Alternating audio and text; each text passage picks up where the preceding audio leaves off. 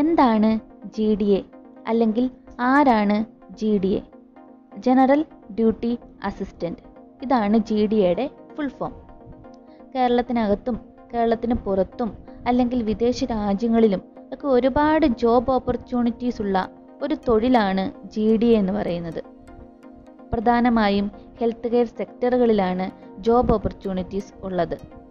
അതിൽ hospitals, nursing homes, old age homes, clinic, rehabilitation centre ഇവിടങ്ങളിലൊക്കെയാണ് ജോലി വരുന്നത്. നേഴ്സസിനെ പോലെ തന്നെ ഷിഫ്റ്റ് അടിസ്ഥാനത്തിലായിരിക്കും ഡ്യൂട്ടി വരുന്നത്.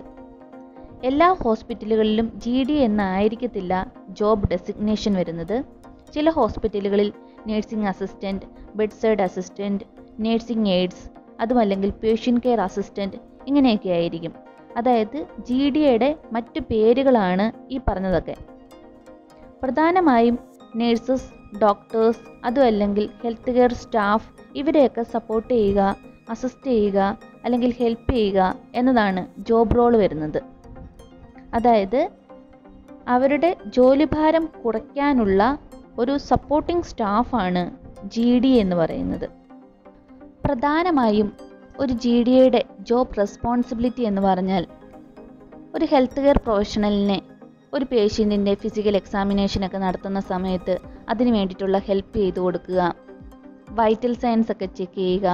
ഫോർ എക്സാമ്പിൾ പേഷ്യൻറ്റിന് ബ്ലഡ് പ്രഷർ നോക്കുക, temperature, pulse, respiration, height and weight ഇതെല്ലാം ചെക്ക് ചെയ്യുക.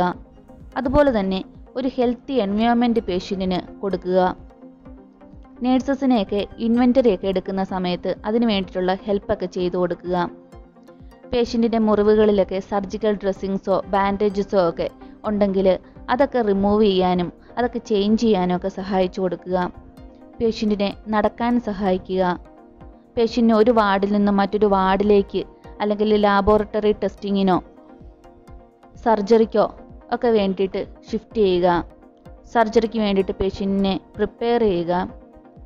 വീൽ ചെയറിലും സ്ട്രെച്ചറിലും ഒക്കെ ആയിട്ട് പേഷ്യൻറ്റിനെ ഒരു വാർഡിൽ നിന്ന് മറ്റൊരു വാർഡിലോട്ടൊക്കെ ഷിഫ്റ്റ് ചെയ്യാൻ സഹായിക്കുക. അതുപോലെ തന്നെ പേഷ്യൻറ്റിൻ്റെ total care, for example hygiene, പേഷ്യൻറ്റിന് വായ പരിചരണം, അതേപോലെ തന്നെ പേഷ്യൻറ്റിന് കുളിക്കാൻ സഹായിക്കുക, പേഷ്യൻറ്റിൻ്റെ നഖ പരിചരണം, അതേപോലെ തന്നെ പേഷ്യൻറ്റിന് ഡ്രസ്സ് ഇടാനും റിമൂവ് ചെയ്യാനും ഒക്കെ സഹായിക്കുക. ഇത് മാത്രമല്ല, പേഷ്യൻറ്റിന് ആഹാരം കൊടുക്കുക, എക്സസൈസ് ചെയ്യിപ്പിക്കുക, നല്ല ബെഡ്ഷീറ്റ് കൊടുക്കുക, നല്ല ബെഡ് കൊടുക്കുക, അതേപോലെ തന്നെ പേഷ്യൻറ്റിന് മെൻ്റൽ സപ്പോർട്ട് കൊടുക്കുക. ഇതെല്ലാം ഒരു GDAയുടെ ഡ്യൂട്ടിക്കകത്ത് വരുന്നതാണ്. ഈ ഒരു ജോലി കിട്ടാൻ വേണ്ടിയിട്ട് ജനറൽ ഡ്യൂട്ടി അസിസ്റ്റൻ്റ് എന്ന് പറഞ്ഞിട്ടുള്ള കോഴ്സ് പഠിക്കേണ്ടതായിട്ടുണ്ട്. കേരളത്തിനകത്ത് ഒരുപാട് ഇൻസ്റ്റിറ്റ്യൂഷൻസ് ഈ ഒരു കോഴ്സ് പ്രൊവൈഡ് ചെയ്യുന്നുണ്ട്. ചില ഇൻസ്റ്റിറ്റ്യൂഷനിൽ 6 months ആയിരിക്കും, ചില ഇൻസ്റ്റിറ്റ്യൂഷനിൽ 3 months ആയിരിക്കും കോഴ്സ് ഡ്യൂറേഷൻ, ചിലയിടത്ത് 1 year ആയിരിക്കും.